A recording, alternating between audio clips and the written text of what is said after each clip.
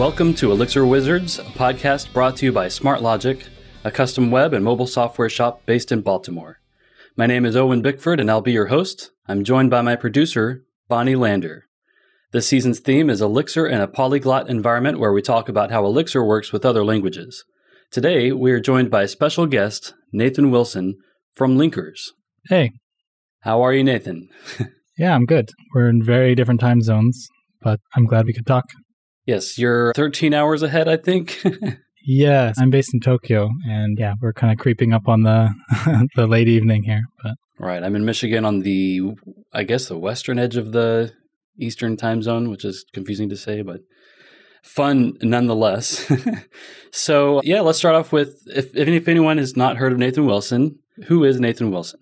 Yeah, I guess people who know me know that I'm Canadian. I'm from Vancouver, actually, from the west coast of Canada. But I moved to Japan kind of 3 years ago to connect with my ancestry. I'm half Japanese, and while my family is still here, while my grandma's still alive, I kind of wanted to connect with her. So I moved here, I learned the language, and now I work actually as a Rails developer, but I'm obsessed with Elixir. And so people who might know me in the Elixir community would maybe know me for, I did a couple of libraries related to Japanese, but also more recently I did a sort of a music experiment or app, let's say, called Gems, which maybe we'll talk about in a bit. But yeah, that's kind of been the latest thing I've been kind of doing with Elixir, I guess, in addition to some of the other projects I have. But. Awesome.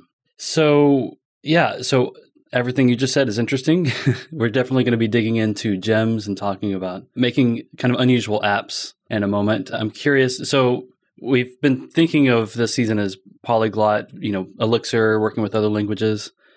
You are also a spoken language polyglot, or would you consider yourself a spoken language polyglot? It's a good question. I work in Japanese now. I guess I work in a polyglot environment. If you had talked to me 3 years ago, I wouldn't be able to have this conversation in Japanese. Now I could probably get away with it. And then I'm also from Canada, so yes, I've learned French and German, and I tried to learn Tamil once for some reason, and Chinese. Mandarin, I guess. But yeah, the one I've really used the most is Japanese because it just has the most value to me. But it is kind of interesting that I am, I guess, able to speak multiple languages, but with programming, maybe my value as a programmer in Japan is because I speak English, because no matter what you do, all the documentation is in English, all the tooling is in English. We write all of our code in English, and we try to use English variable names and all that stuff. And I think the Japanese programmers here are this gets into sort of language learning, and we can talk about that as well, but passive language abilities, and you can also extend this to programming too, but Japanese people are very good at reading and listening, I would say. I have maybe less practice with speaking or writing, which I would say is similar for me. I don't have much practice with writing in Japanese either, but they are competent enough that we can communicate in English when it comes down to programming, if that's really necessary as well. So it is actually kind of, in a way, a job where all of our meetings are in Japanese, but the links we share and the blog posts we share are usually in English. So there's, that multi-language kind of requirement as soon as you're outside of the English world. But when did you start learning Japanese? Is this a couple of years ago, or has it been longer than that? It's been a long time. I went to Japanese school when I was a kid, and then I forgot it all. And I always wanted to move to Japan. It was like my dream as a kid, and my parents wouldn't let me.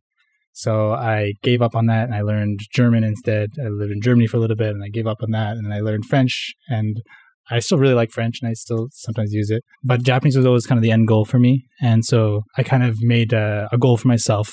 In 3 years, I'm going to move to Japan, and I saved money for those 3 years, and I got here, and I did a year of intensive schooling, and it kind of, you can learn a language as much as you want through memorization and off your phone, off your apps, whatever, but what really knowing a language and mastering a language are very different things, and probably that gap is learning a language is memorizing all the verbs and all the grammar rules, but mastering a language is understanding the cultural sort of thing, and you can't really do that until you live there. So coming to Japan, I might know the word for thank you, but they actually use a different word, or it's when do I use this word thank you, and how polite am I being, or how polite am I not being? And those things are just, you have to be here to kind of learn those things. So kind of coming here was kind of the only way to really actually learn the language, for me at least. Just being surrounded by it, all day, all night.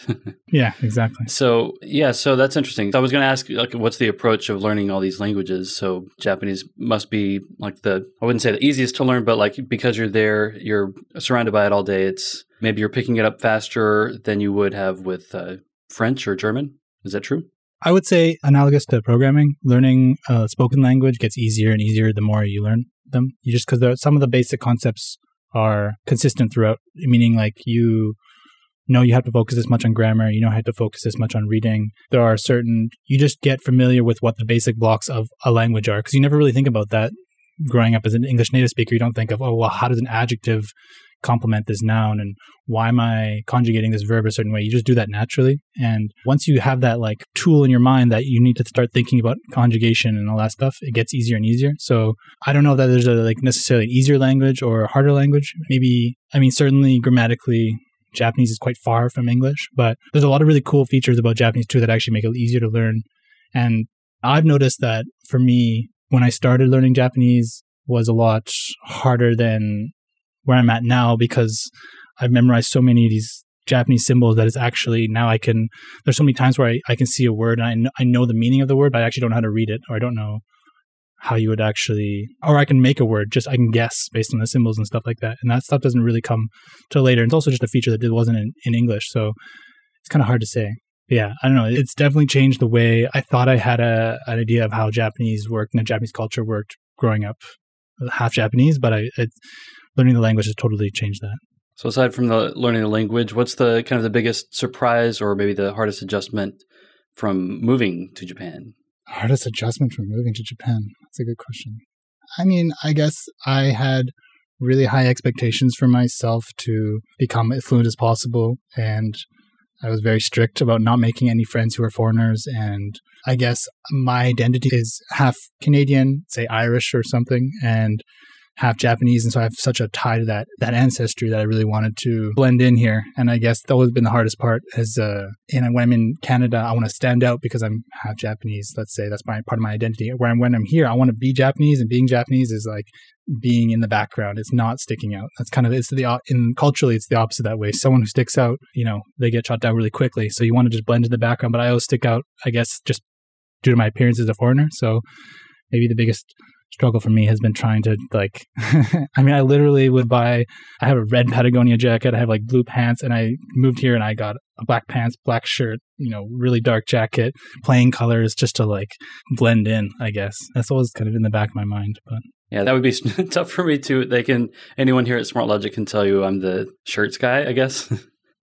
I'll just try to find the loudest shirts, whatever jumps out from the rack at me. So I might have to like live in a special zone of Japan to blend in there. It's very much like just a personal like identity crisis in a certain way. I want to be treated like a Japanese person, but am I Japanese? Am I not? And yeah, no, I wrestle with that sometimes, but yeah, it is what it is.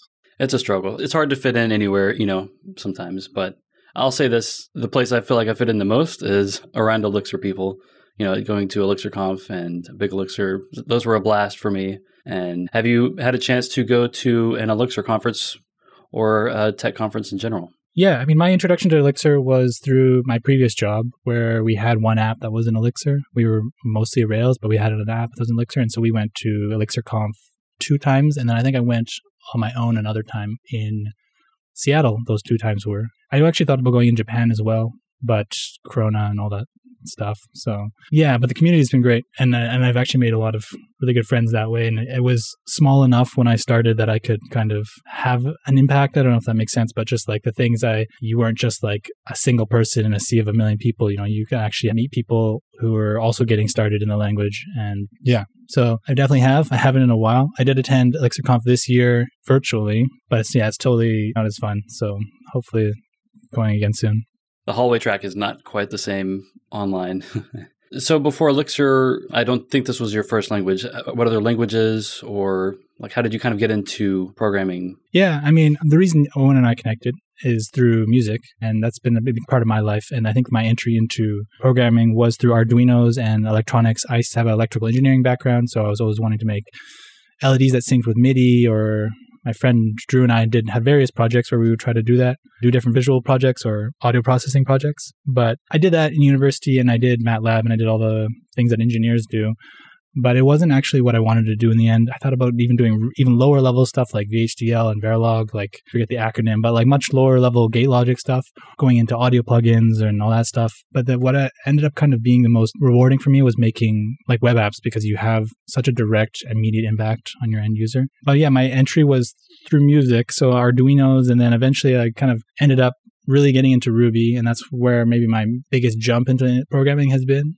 But I mean, the theme of this podcast is polyglots, I guess. And I would say, although my entry has been Ruby, maybe getting more into Elixir after that, trying other languages is extremely important. I mean, you can try other high-level languages. There's Python, there's lots. But I think if you enter as a Ruby programmer and you don't necessarily have the technical background, I don't have a computer science degree or anything, having that lower level counterpart is also really important. Like, why does Ruby work the way it does? What optimizations were made or not made or whatever. So I guess I've also just always tried to invest my time in a lower level language as well, just for my own personal benefit, whether that's Golang, or I'm not really a C or C++ person. I'm not just that level of skill, but like Rust has been something I've been getting into a lot lately. You gotta, in my opinion, as someone who enjoys programming, not as just a job, I want to understand the full picture, and understanding multiple languages in different domains as well, not just web domain, not just JavaScript and whatever backend language you have, I think is really important.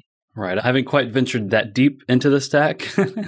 I have way back in the day, so long before I was doing any coding, I was, using Reaper, and I was in a band, so I was the drummer, and I was the guy who cared about recording stuff. So thus, this obsession with gear.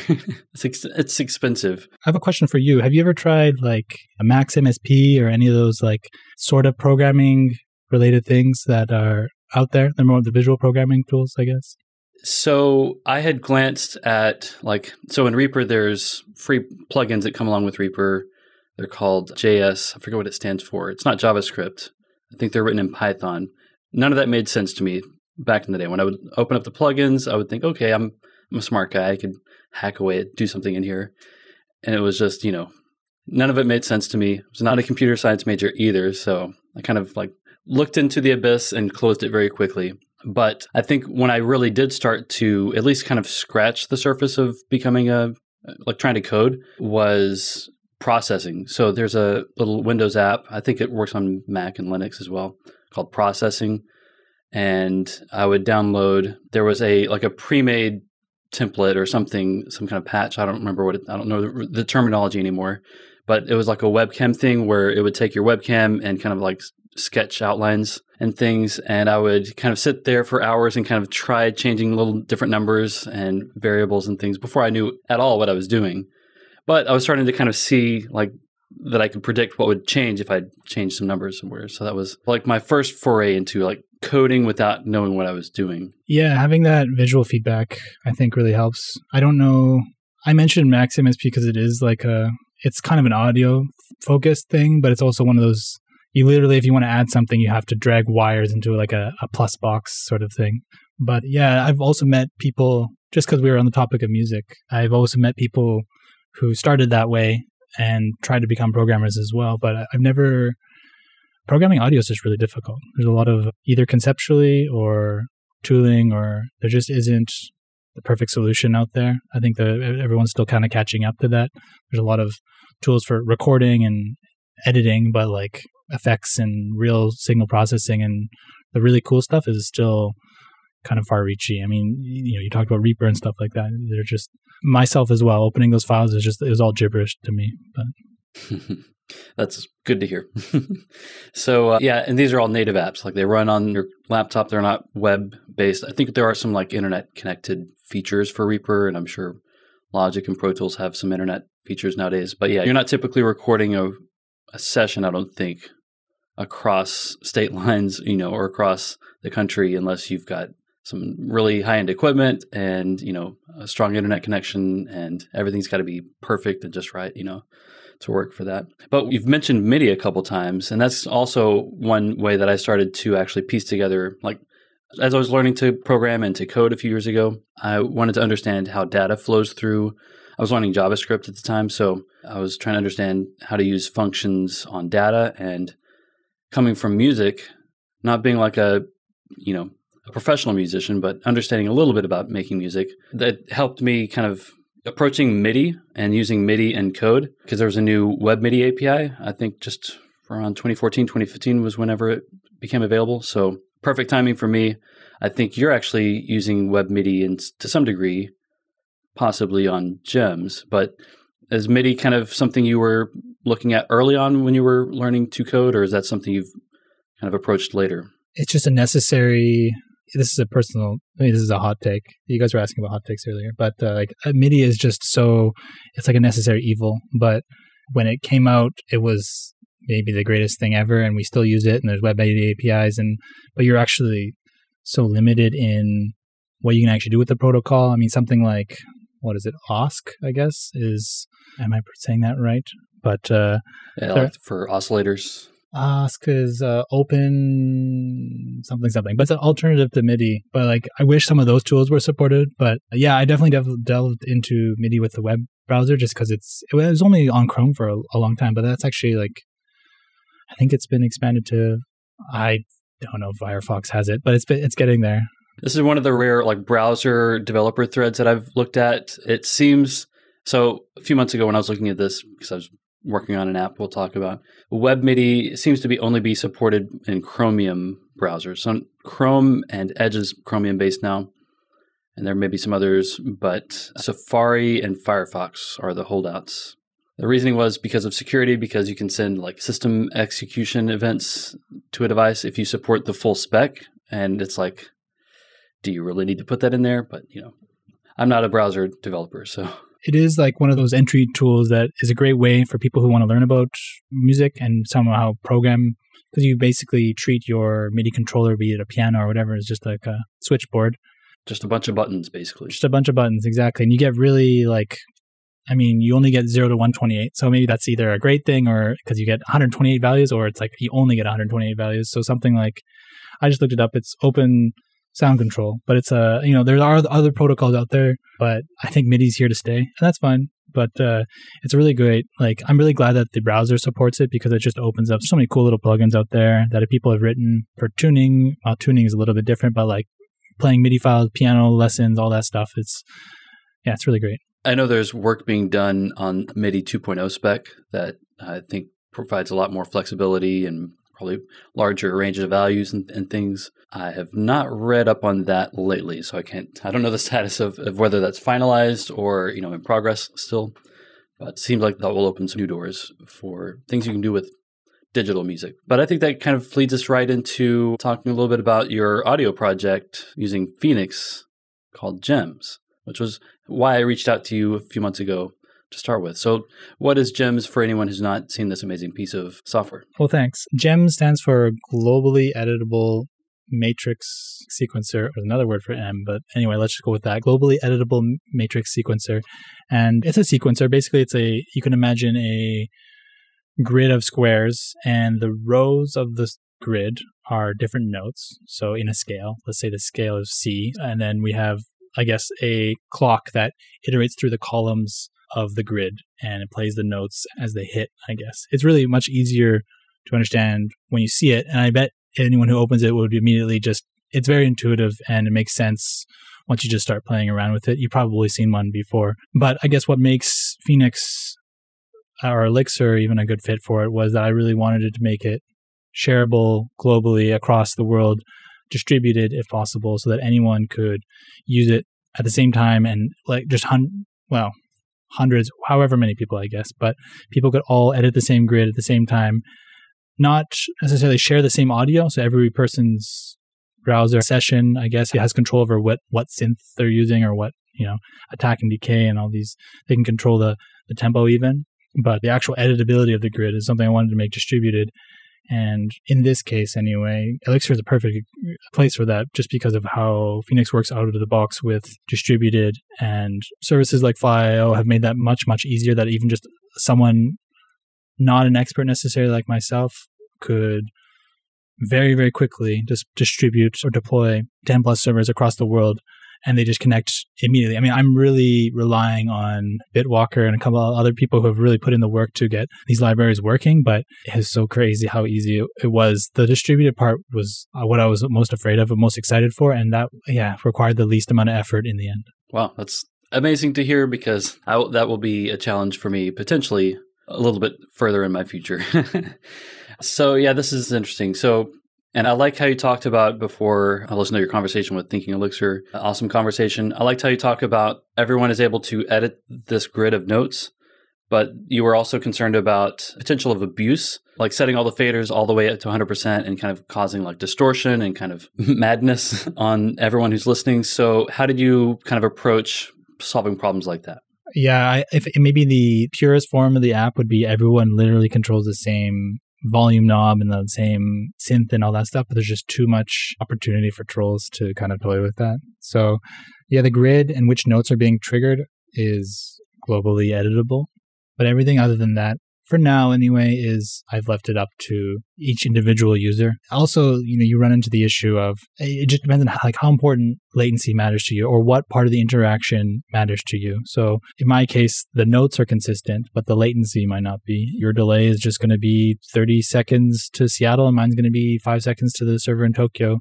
And then there's some delay between me sending my Tokyo server sending its state to Seattle server or whatever. Yeah, I mean, I had to prioritize that. I really hoped that maybe I could have the same clock. I actually originally built the tool where the clock itself came from Phoenix, came from the, just a counter. I believe the Phoenix docs themselves give an example of a timer using LiveView.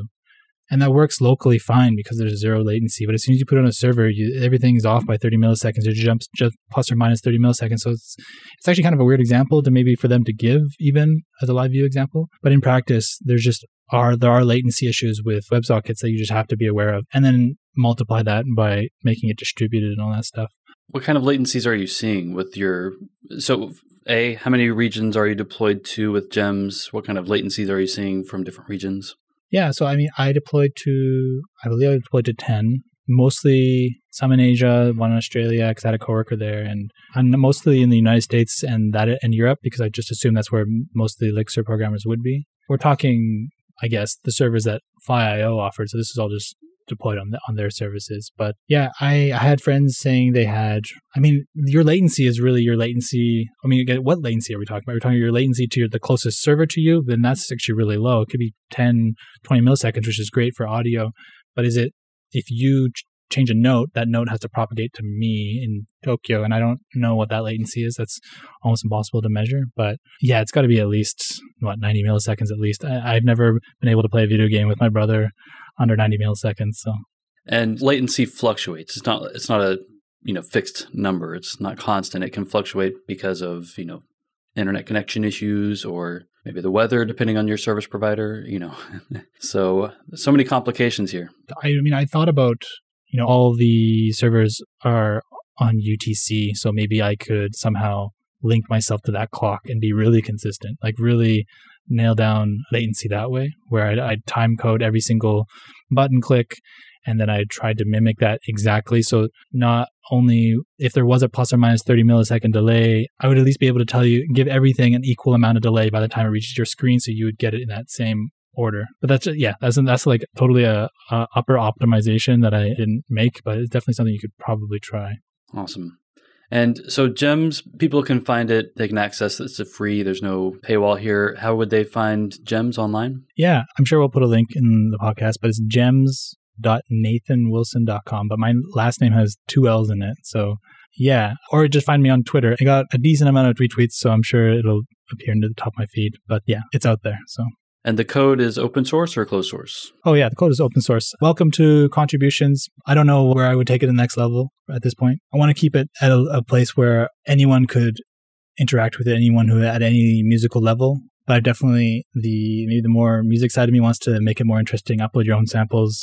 Chris McCord did Live Beats recently, where they created kind of a Spotify clone-ish thing where you could upload your own WAV files. So that's a great skeleton for how to upload samples using LiveView. So all that stuff is supported now. So there's definitely room for expanding it that way. But I always wonder, as soon as you allow those options, who are you alienating and who are you really supporting in that specific instance? Right. Uploads make me nervous because of copyright issues. But I feel like I'm just a little bit gun shy on that kind of stuff anyway. So, and then the code is on GitHub. Is that right? Yes. Okay. Cool. So yeah, we'll put links in the show notes for the GEMS online application as well as the source code because there's some really cool stuff there. I think you introduced me to Tone.js, which is an amazing free open source library for generating sounds through code. The way you generate the sounds, like you're using the same terms you would normally use if you're familiar with a synthesizer, setting attack and decay and sustain and release. So if you want to nerd out, if you're not nerding out enough with like modular synths and you need to get even deeper and nerdier, then Tone.js is a fun way to play with audio. It's a really good entry point. It's all written in JavaScript or TypeScript, amazingly. I mean, it relies on a lot of tools that are, I guess, in browser. But I mean, this is, since the theme is Polyglot, if you really want to get into these audio tools, then NIFs are a thing. I've tried kind of doing that a little bit with Rustler as well. It's not as user-friendly. It definitely feels more like, I'm going back into the embedded days where I have to really worry about specific types and I'm dealing with samples, and it's a much more expert level game you're playing. But there's definitely that bridge as well. If you want to do audio, I think nowadays you kind of have to know multiple programming languages if you're going to do it effectively, because the UI and the actual audio itself are never going to be in the same language. Right. And you were talking about how difficult it was to synchronize users across regions, when you're sending events from the server. And I'm thinking about I created a gen server for like a metronome, which works well enough. So I demoed an app at Big Elixir as of recording about a month ago. And I think the video for that will be out in the next week or two. So by the time this episode is released, that video should be on the Big Elixir channel. So it's a live view app where everyone in the same room on the same network can like play notes through their phone or their laptop. If you brought a MIDI controller, you could press your keys and we would hear all the notes come through the server running on my laptop, and it would produce sound through the PA. And that was really fun. It worked well enough. There was a couple of glitches. It also worked decently well for a virtual meetup in February. I think the latency we were seeing there was around 40 milliseconds for someone across the country. In the room, though, on the same network, it was like we were seeing 0 milliseconds. I'm not sure if I believe it, but for like playing rhythmic music, the lower the latency, the better. Did people feel like they were playing in real time? I mean, whether or not it's 0 latency, you have some room there, but... So, yes, it seemed to be the case. The demo didn't work at first. Towards the end, it worked. And someone in the audience was saying, it says 0 milliseconds. And I said, does it feel like you're pressing the key and you're hearing the sound immediately? And it seemed to be the case. So I want to do some actual testing on that. It's really hard to test that app without 100 people, in the same room. But yeah, that'll be interesting to kind of keep hacking on. I'm sure you could cheat your way through it.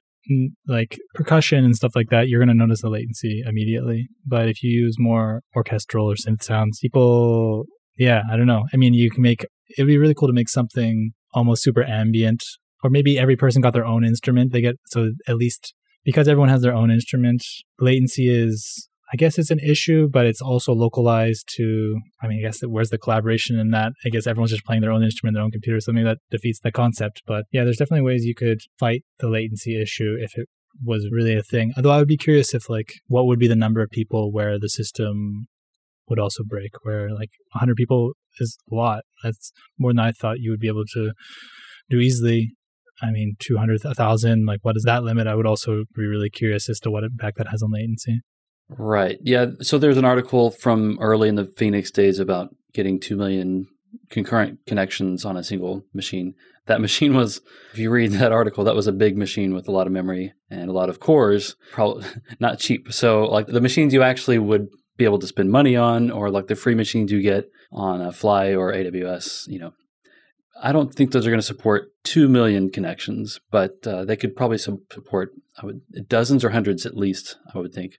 And for MIDI events, so this is the other thing. It kind of depends on the actual music that's being played. So if it's ambient or people are kind of playing slow notes or slow chords, you're sending a message when those notes are pressed and released, and that's it. So, with some exceptions, you're not sending messages repeatedly, unless you're talking about someone playing a rhythmic pattern or something. So yeah, someone in New York could potentially play and collaborate with someone in California through the internet using MIDI if they're playing something kind of ambient or slower. But yeah, I do think just, the physics of light and time crossing that distance would make it difficult for faster music to be played through that type of app.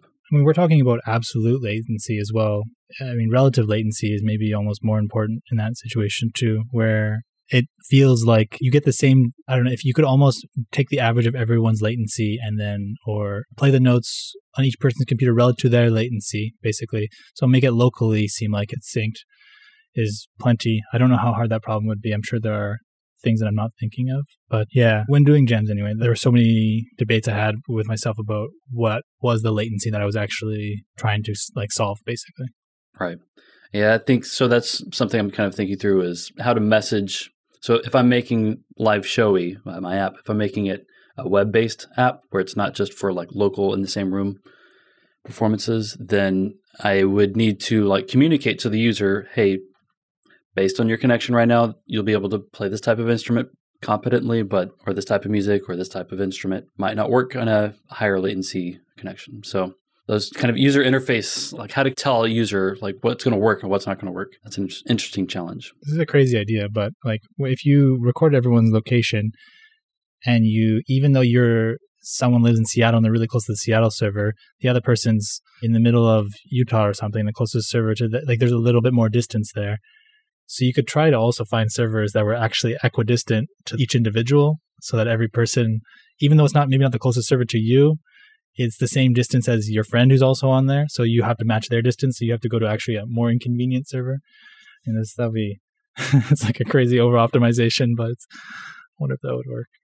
It's an interesting idea. So I'm going to kick that around. Yeah. I'm not going to find a solution immediately, but that does sound interesting. Now, of course, music isn't the only thing you've used. Like you've done a lot more than make gems. So are there other projects that you've worked on or created that kind of stand out that you're really proud of? That's a good question. My job is linkers, but I actually run a separate company with 5 friends called Biddy, and it's an Elixir app. And that's something I've been really kind of motivated. I guess the downtime my job recently, I've been motivated by that. We do auctions on Instagram, so we manage people. As it turns out, lo and behold, there's a bunch of people who sell all sorts of things from vases to clothes to cars or whatever on Instagram. And so we help with that. And that's been really rewarding because there was such a need for that in the community when we started. The other thing I kind of want to highlight or mention is this other site that I did with my dad called TreeLib, which is, my dad's a dendrologist. I mean, he studies trees, or he was in the logging industry, I guess. And now he's retired. And kind of in his retirement, he's taken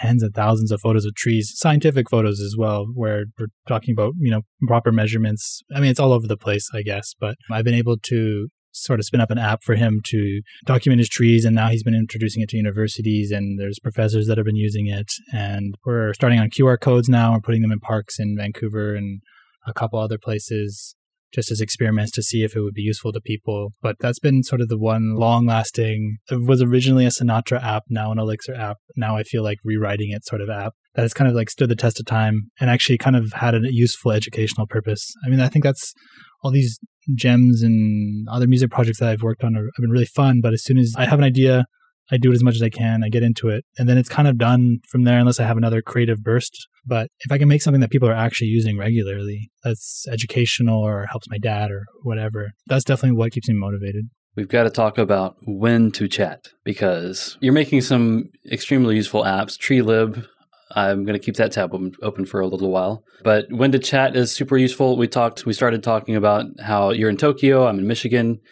But yeah, so we're in 3 different time zones. We had to coordinate when's the best time to record. And it turns out our guest, Nathan, has created a super handy time zone tool where you can kind of see each party can set their preferred time window. And it creates a chart of optimal times you can pick from. And it just kind of simplified things for us quite a bit. It's a good tool for visualizing what everyone's time zones are. I feel like that seems to be a problem that everyone has that no one has solved, especially now that Corona's happened and everyone wants to talk to each other.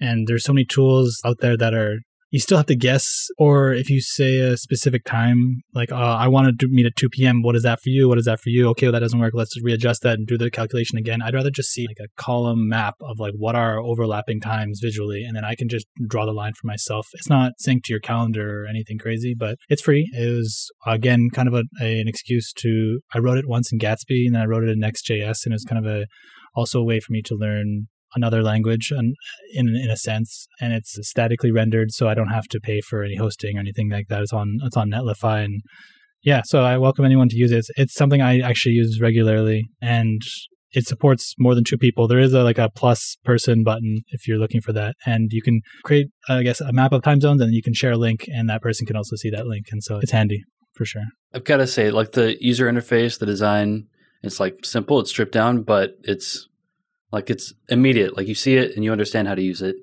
Same thing with gems. I think having seen a synthesizer once or twice before, and being like a drummer snob, like I still got it and, saw it, and it was like, oh, you click a couple things, you slide some faders and things start happening. It's so there's not always that crossover of, strong back-end engineering and strong front-end design. Where do you feel like you picked up those design skills? It's a good question. I always wanted to be, when I originally applied for university, I was going to enter into the fine arts program. So I've always wanted to I've been really good with Photoshop and Illustrator, and that's kind of, and I'm not a good musician, but I enjoy music, let's say. But I've always had that side where I've paid attention to design, and I really wanted to be a front-end developer, but then I think I found back-end problems more interesting for me personally. But I've always kind of wanted to still stay in that world. So, I've even just made UIs for apps that I was never actually going to make, using, I guess you would use Figma these days, but there used to be Sketch and there used to be Photoshop and stuff like that. I have notebooks of just I have this app idea for this podcast thing. Wouldn't it be great if you and I could listen to the same podcast at the same time? I'm going to just make the UI for that. And I would spend the time doing that and but always trying to distill it down to its simplest parts. The apps I appreciate the most are usually the ones that are the least noisy, direct, straight to the point, but not too engineering, crud, admin pagey, have some personality to it. It's definitely a skill that I wish I was better at. I think when I previously mentioned this thing called Biddy, and it started with 3 of us. We envisioned this app ourselves, how it would look, how it would function. And once we brought on designers, it was like a complete rewrite. If it's simple, I can do it. But yeah, getting that attention to detail is really, really difficult. It is in itself an own skill, but yeah. Not easy all the time, but yeah, the final product looks great. We've talked about music. We've talked about coding. We've even talked a little bit about design. When you're not listening to Elixir Wizards and you're coding, what are you listening to? Oh, music questions. That's a good question. I'm a Bandcamp person. I don't know how people feel about who deserves to be paid for their music, but Bandcamp for me has been always the place where if you imagine listening to, I've made music and you can find it on Spotify. I'm not going to mention the name of it, but if you listen to something I made 1,000 times on Spotify, I would get, I don't know, a cent for that or something. But if you didn't have a coffee for a day and you bought my album instead, I'd get so much more of that in my pocket. So this is kind of turning into a advocacy for Bandcamp, but that's kind of always been my place to go. And there's so much instrumental stuff. There's so much experimental stuff that you would never. Some guy in his basement made some weird Friday. The album art is, all the vaporwave stuff and all the crazy. It's really great. If you really want to have fun on Bandcamp, just look for funny or just search tags for things you don't think would be genres, but are always there. Just things that, there's just there's everything. There's breakfast music. There's whatever you want. People from all places around the world have tagged their things with random tags. And it's always a really fun way to just find something. So I could go into Bandcamp, I could go to the search and type in biscuits and gravy and I would find something, is what you're saying? Probably, yeah. It probably would not be the genre that you're imagining if there is one. All right, I'll be surprised. Interesting. Okay. Yeah, I got to start trying that. I'm shocked how many times I will click on a instrumental playlist and words start coming out of the speakers when I'm trying to focus and I'm not using Bandcamp. So yeah, maybe I'm just using the wrong service. It's definitely, I think, maybe something you can appreciate as someone who does music too, but it's important how you consume everything and who you support. And if you want music to continue to exist, then you somehow have to put money in those artists' pockets. So yeah, I don't know, something I try to think about anyway. And we're starting to get near the end here. I'm curious, what are some language pairings that you like? If you're say, cheese and wine, Elixir and X, what's your favorite language to combine with Elixir? It's a good question. I guess how many languages can you combine with Elixir? There's always going to be that web stack. All of them. All of them, I suppose. What I've been dealing with recently has been the Rust, NIF, Elixir bridge, and mostly because I always wanted to try it for a long time. I've been wanting to learn Rust for a long time, but Jose's team at Dashbit, they released precompiled Rustler recently. And that's been when the light switch went off for me. I was like, oh, this is definitely the best way to, I don't know if it's the best way. I'm going to try it. I'm going to figure it out. But this could be the best way to make an actual library that you could use in Elixir, and people don't have to have Rust on their system. So that's like a bridge that I would love to see more. I mean, in with the WASM philosophy, it would be nice if there just wasn't a language that you had to necessarily, if it was language agnostic necessarily. But Elixir does such a good job of all the high level stuff that I would never see a reason to pair it with, I don't even if you could, but with like, well, what is there, I guess, really? But it does everything I need to do from the way I understand web programming. And it's usually the systems level stuff that I'm trying to interact with the most.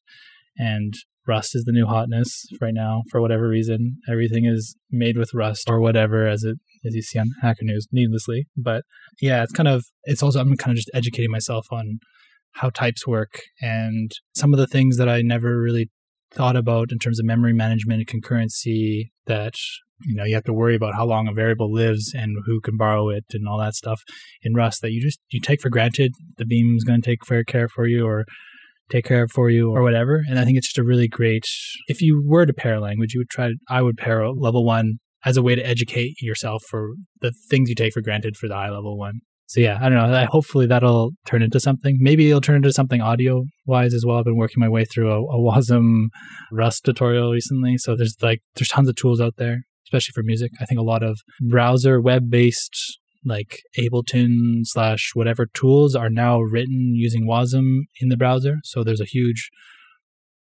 market, but there's an industry that's kind of going around that. So for people who want to do audio and web at the same time, that's it's got to be in C or it's got to be in Rust. I'm guessing. But awesome. If someone is, let's say, so enthusiastic about Elixir, it's the only language they know, is there like benefits to learning additional languages? I think you kind of touched on this in your last answer, but if someone's 100% Elixir, why would they want to spend a little bit of time on another language? I've changed the way that I code Ruby because of Elixir. I definitely code Ruby better and I write things more functionally. And I believe that's better because it has cleaned up so many messes. If you just want to be a better programmer, or if isn't it just cooler to learn new stuff and make things that you didn't think of? I'm also a little worried that like my job as a web programmer is going to go away one day because like there's so many web programmers, and also like what is the web going to really do anyway? I mean, will web apps be around 20 years from now in the way they are now? I do the same thing all over and over again for different pages and different models. I'm sure that'll be automated one day. So I was kind of just looking, for something else as well to kind of expand what I know and maybe help me think of an idea for something that I haven't creatively thought of yet as well. Awesome. And that's the theme we keep hearing as we talk about using Elixir with other languages. When you use more than one language, you learn lessons from each one and you can take those and apply them throughout all of your code. And that's really great to hear. It matches with my experience, working in JavaScript and PHP, and then finally having the luxury of working in Elixir on a daily basis. So yeah, it's hard to imagine something like Gems or Live Showy or some of the apps that we see nowadays working in another language. But yeah, there's some really cool, fun stuff being done. That's definitely true. I don't want to run over time here or anything, but like that project would have been 100 times more difficult. I don't know how I would have done it in another language. So it really benefited from, I was using the work of so many other people and the language and all the concurrency stuff that just wouldn't have been possible. You should use the best tool for whatever your problem you're solving. And Elixir was the best tool for that, in my opinion. Whether or not it was live view, maybe not important or not, whatever. Yeah, but it was really easy. And more than just being easy, it was really suited for solving that problem. So awesome. Now, I do want to let you go before the sun rises there in Tokyo. So do you have any final plugs or asks for the audience? Not especially. If people want to contact me, they can reach out to me on Twitter. Elon Musk's Twitter. Other than that, no, I don't have any plugs. I mean, if people want to collaborate on audio stuff or talk shop and stuff like that, I'd be really interested. If anyone has any like Nerves audio projects, I would love to kind of get into that. I have a Pi Zero here and I'm trying to get some JPEGs rendering on it, but it's kind of getting harder than I thought it was going to be originally. But yeah, I mean, it would be cool to see. All the audio stuff is just for fun. And if people want to have fun playing with Elixir and trying to make a synth or something like that, hit me up. I'd be interested just at least to share ideas and collaborate on that. Awesome. Well, it's been a pleasure speaking with you, talking about Elixir and music early in the morning or late at night, depending on where you are in the world. That's it for today's episode of Elixir Wizards. Thanks again to our guest, Nathan Willson, for joining us. I'm Owen Bickford. Our producer is Bonnie Lander, and our executive producer is Rose Burt. Elixir Wizards is a SmartLogic production. Here at SmartLogic, we build custom web and mobile software. We work in Elixir, Rails, React, Flutter, and more. If you need a piece of custom software built, hit us up. Don't forget to like, subscribe, and leave a review. Our reviews help us reach new listeners. You can find us on Twitter at SmartLogic or join the Elixir Wizards Discord. The link is on the podcast page. And see you next week for more Elixir in a polyglot environment.